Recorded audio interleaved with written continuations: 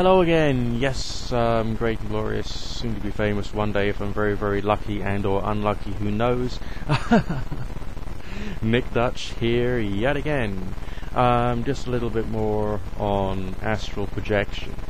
Now, I shouldn't have to tell you by now what astral projection is. Alright, you know, obviously I act as a supernaturalist, I'm an occultist, I'm a practitioner of ritual magic. Astral projection is essentially an attempt for your soul, or your spirit body, which is inside your physical, to leave your physical body, go for a wander about, do some stuff, and then come back in after a while. It is believed that every night when you sleep, your astral moves out of your physical body to try and get some energy from the cosmos and bring it down into your physical body so that you can continue living.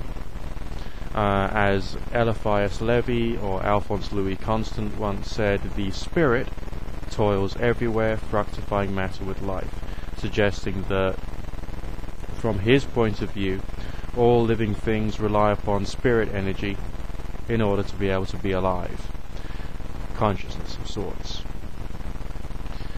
One of the arguments as to why we don't experience a full conscious projection when we're sleeping is because consciousness apparently uses up energy. So it's only in some dream states that we can experience leaving the body. It is also believed that when we're having flying dreams, the astral body is actually flying around, but we've got the mental imaginary dream world around us and not the physical world around us. But the astral body is still moving in direct proportion to and in relation to the movements we're having in our dreams. If we go back to the wonderful source of Sylvan Muldoon and Hereward Carrington's The Projection of the Astral Body, Sylvan Muldoon believed, on the basis of his experimentation, which is documented very heavily in that book, so get it and read it, that there's a couple of things that really matter and make a lot of difference, and one of them is the stress of desire and the stress of habit.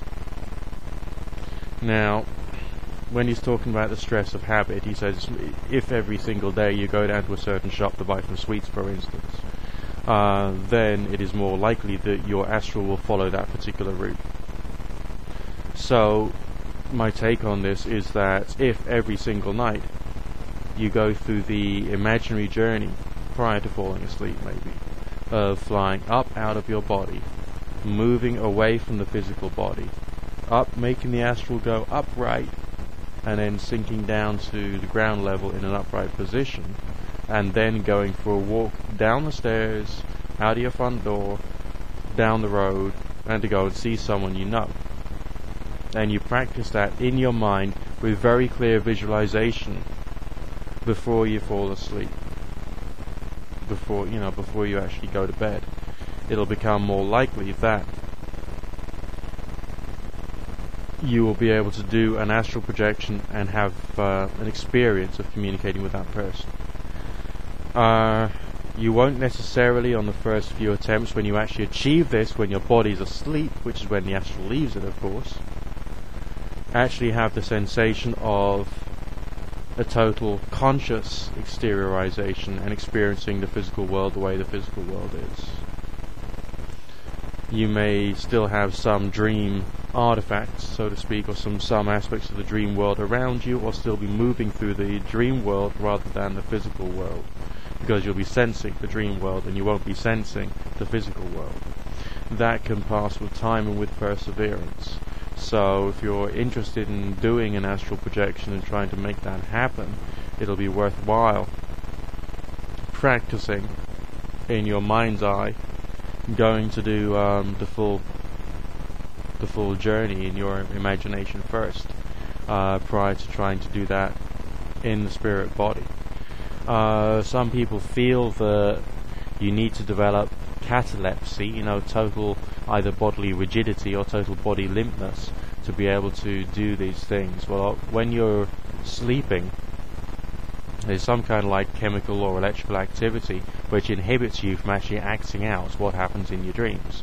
There are some people who have a disease which stops them from going cataleptic, which means they do actually physically act out what they're doing in their dreams, including hitting things and running around and all that stuff. Hopefully you don't have that disease, so you'll be able to do your astral projections without actually walking around the house or the streets naked or whatever. So your training, so to speak, should be less geared towards trying to go physically limp or physically rigid or trying to numb the body right down, but should be much more on the imaginary world that you're creating, and also trying to drum up inside yourself that that desire of actually wanting to go levitate up out of your body, move across horizontally, go upright, move down to ground level, and then start walking around the physical world. And rehearse this a lot inside your head. Imagine you're an actor going to act on an imaginary stage. You've got to rehearse it. Right? When I was, I did a production of a play many years ago, because I was an amateur actor in university and afterwards and before and all sorts. And it's only when you rehearse a play well enough that you can actually play your part well. Well, you got to rehearse this. It might take you days, it might take you weeks, it might take you months, it might take you a bloody long time, but you can do it. Of course, the other level of an astral projection is you're doing it in a meditative state. When I'm in a meditative state and I go through the imaginary journey of moving up out of my body, going for a walk around somewhere, and then coming back, always when I visualize the astral coming back into the physical body, I feel, or I seem to become physically warmer when the imaginary body, the astral body, comes back into the physical, which is a very weird experience. And you can start to get a feeling as to what this astral being might actually feel like if you're like outside and touching it. And so you can start to extrapolate from that a little more. And so when you're doing your experimentation with angels and all the rest of it, you can start to get a feeling for what the presence of other astral beings might possibly feel like on one particular way. What else would I say? Oh yeah, the other thing is, before, there's another part of like training or imaginary training is consciousness of self. Another thing mentioned by Sylvan Muldoon and Hereward, Carrington. I don't have the book anymore, I just read it so many times, it's in there now. So if you do meditations and visualizations on your whole body, so you get a good feeling as to what your arms feel like, what your legs feel like, their proportion to your body, getting a good understanding of your feet, of all parts of your body. Look at your own spine in the mirror. Study your own physical body, because you're going to be leaving your body in the form of your physical body. Some other people using the meditative method might want to turn their imaginary astrals into the form of like an animal, but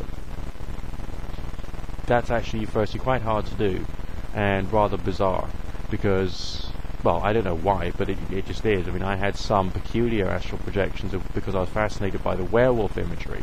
And if you look on my YouTube profile on I think it's the favorite section, there's a fair few werewolf pictures there. And when I would bring the astral back into coincidence with the physical, I could have very vivid either visualizations or dreams that I am not a human anymore, I am a wolf.